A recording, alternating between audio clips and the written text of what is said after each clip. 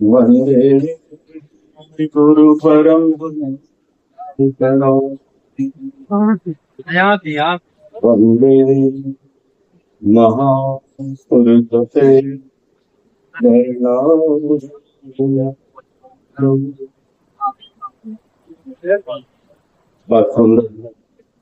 મહોત્સવમાં અવાજે અને અમારા સમસ્ત વૈષ્ણવ સમાજ ગૌરવ એવા પૂજ્યપાદ મહામંત્રેશ્વર વૈષ્ણવ સમ્રાટ પૂજ્યપાદ શ્રી મોહનદાસજી બાપુ અદભુત પરંપરામાં રામાનંદ સંપ્રદાયમાં તેની મહત્વ સેવા રહી પૂજ્યપાદ જેમને યાદ કર્યા પૂજ્ય ગોપાલદાસજીની પરંપરા પૂજ્ય બાબા ગોપાલદાસજીની પરંપરામાં કલોલ મહારાજજી જેણે રામાનંદ સંપ્રદાયમાં અમારે ત્યાં રામાનંદ સંપ્રદાયની ગાદી એનો આખો જ જીર્ણોદ્ધાર કરીને સમાજ ઉપર સૌથી મોટો ઉપકાર કર્યો અને એ પરંપરા હજી જાળવી રાખી એવા પૂજ્યપાદ કલોલ મહારાજજી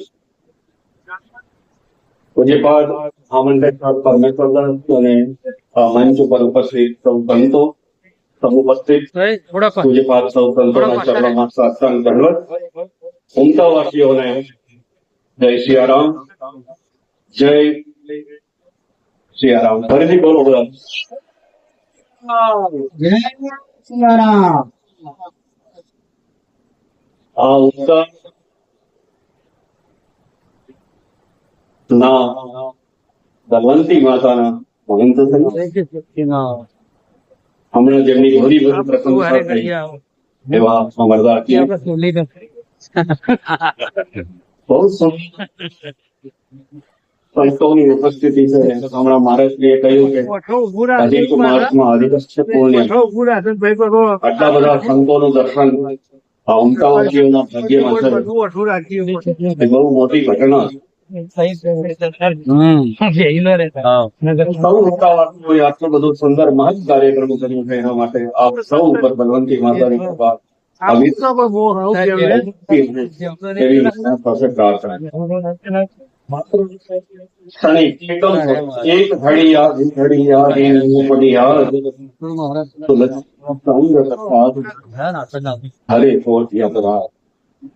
એક એકદમ નાની વાત કહી હું મારી સમયનો સગાર આપણે સૌ સનાતન સનાતન દુનિયાનો સૌથી પુરાનો જેની મનુષ્યતાનું નામ જ સનાતન છે. આ સનાતન ધર્મમાં જેની પાસે 5 વસ્તુ છે એ સનાતની છે. આપણે હિન્દુ છીએ તો હિન્દુ પાસે 5 વસ્તુ હોવી જોઈએ. હિન્દુ પાસે 5 વસ્તુ છે. હિન્દુ પહેલી વસ્તુ કે આપણે ઘરે દરેક ઘરે ગંગા હોવી જોઈએ. આપણે ત્યાં અંતિમ સમયે ધર્મગ્રંથ કહે છે કે મનુષ્યનો ગંગાજીમાં પધરાવો તો જ્યાં સુધી અસ્થિ ગંગાજીમાં રહે છે ત્યાં સુધી મનુષ્ય વૈકુંઠમાં રહે છે. દરેક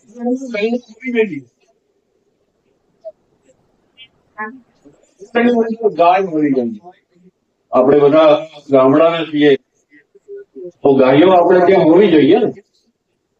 મોટા ભાગે હવે આપણે ગાયના બદલે બીજી વ્યવસ્થા કરી છે. પરંતુ જ્યાં જ્યાં ગૌશાળા હોય ત્યાં ત્યાં પોતાના બાળકોનો જન્મદિવસ ગૌશાળામાં જઈને ઉજવજો. તમારી જે કઈ ભગવાને આપી હોય એ આપીને મંદિર અથવા ગાય ગૌશાળામાં જઈને તમારા દીકરાનો તમારી મેરેજ એનિવર્સરી જયારે ઉજવવાની આવે ત્યારે ક્યાં ઉજવશો? તો કે ગૌશાળામાં ઉજવો. ગાય ભગવાન પ્રગટ્યના 4 કારણો છે. આ ધરતી ઉપર ભગવાન શેના માટે આવે છે? તો કે છે વીર ધેનુ સુર સંત હિત લીન મનુજ અવતાર નિજ ઈચ્છા નિર્મિત તનુ માયા ગુણ ગોપાર. તો દરેક ઘરમાં ગાય હોવી જોઈએ અને ગાયની સેવા હોવી જોઈએ. બીજું છે દરેક ઘરમાં ગૌરી હોવી જોઈએ. ગૌરી એટલે આપણે જેને માતા માનીએ છીએ ઉમિયા માતા, એ તો છે જ, પણ એની સાથે સાથે દરેક ઘરમાં ગૌરી એટલે દીકરી હોવી જોઈએ. જો આજ સૌથી મોટી આપણે ત્યાં મોટામાં મોટી સમસ્યા એ છે, હું એક ગામમાં રહેતો હતો, અમારે ત્યાં 60 ઘર પટેલોના હતા અને 120 જણા કુંવારા હતા સાહેબ. તો મતલબ 60 ઘરમાં 120 કુંવારા છે. દરેક ઘરે દીકરી હોવી જોઈએ. એક પ્રસિદ્ધ કથા કહી અને હું કહીશ કે એક વખત એવું બન્યું કે એક પતિ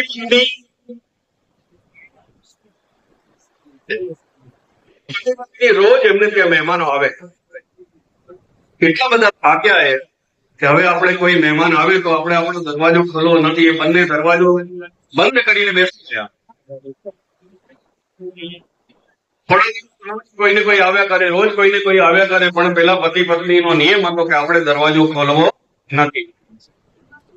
એક ભાઈના માતા પિતા આવ્યા, દરવાજો ખટખટાવ્યો પણ દરવાજો ખોલ્યો નહીં. એક બેન માતા પિતા આવ્યા અને બેન દરવાજો ખોલી નાખ્યો. ખોલ્યો નહીં. થોડા સમય પછી ભાઈને ત્યાં દીકરાનો જન્મ થયો અને થયો ત્યારે એમણે ગામમાં કર્યો. થોડા સમય પછી એને ત્યાં દીકરીનો જન્મ થયો ત્યારે તેણે આખા સમાજને બોલાવીને મોટો ઉત્સવ કર્યો. બધા વયા ગયા. પેલી પત્નીએ એના પતિને પૂછ્યું કે આપણા ઘરે દીકરીઓ આવ્યો તો તમે ખાલી ગામમાં પેડો વેચ્યા, પણ આપણા ઘરે દીકરી આવી તો તમે આખા સમાજને અને આ બધાને જમાડ્યું. મને કઈ સમજાય નહીં. તેણે કહ્યું કે તને ખબર છે કે આપણે એક વખત નક્કી કર્યું હતું કે આપણા ઘરમાં બહુ મહેમાનો આવતા હતા એટલે દરવાજો બંધ કરીને બેસી ગયેલા. કોઈ પણ આવે તો દરવાજો નહીં ખોલી આવ્યા તો પણ મેં દરવાજો ના ખોલ્યો, પણ તારા માતા પિતા આવ્યા તો તે દરવાજો ખોલી દીધો. 20 વર્ષ પછી આપણે દીકરીને ઘરે જાય, દીકરી દરવાજો ખોલી દે.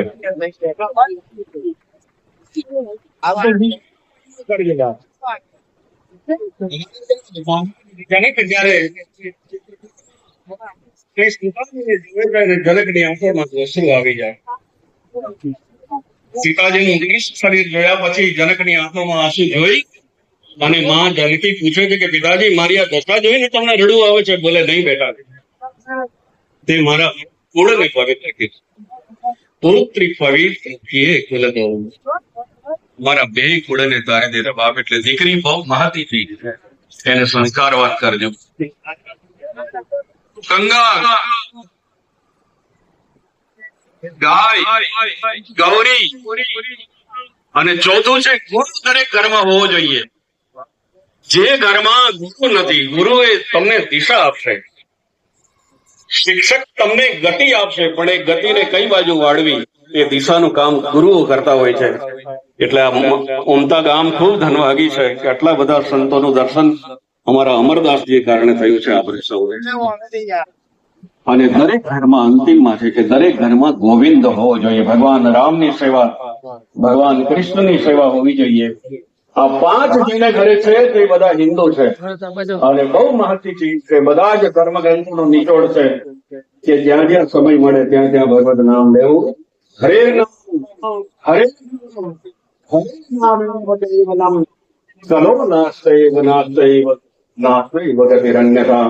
આપ સૌને એટલે કે આખા ઉમતાને, આમ તો ઉમતા અને અમારા હિંમતનગરનો સંબંધ બહુ જૂનો છે.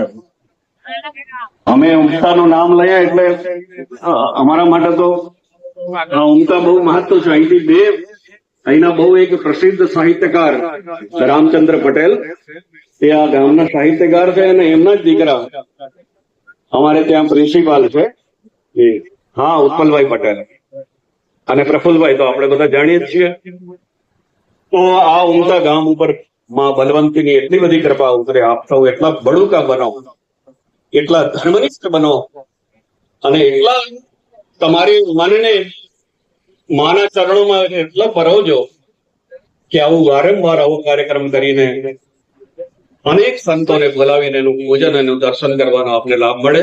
આપ સૌ પર પરમાત્માની ભગવાન દ્વારકાધીશની કૃપા ઉતરે એવી પ્રાર્થના સાથે મારી વાણીને વિરામ આપું. ભારત શ્રી ગૌરાંગ ચાર્ય મહારાજ